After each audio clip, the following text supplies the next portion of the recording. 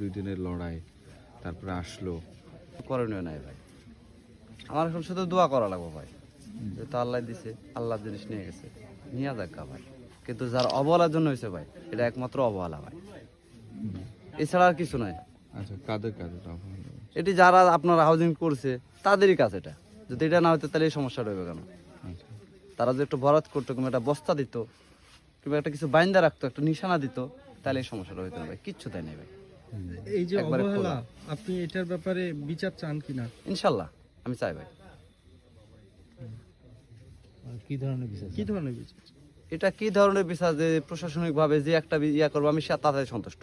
এখন কি ধরনের, আমার যে একটা দিব, যে আমার বিচার সঠিক যেটা, সেটা আমারে দেবে। নিজের নারী ছেড়ে ধন হারাইছে। কারণ আমার ফুটফুটে একটা সন্তান হারাইছি ভাই, আমার কলিজা একটা হারাই ফেলছি আমি ভাই।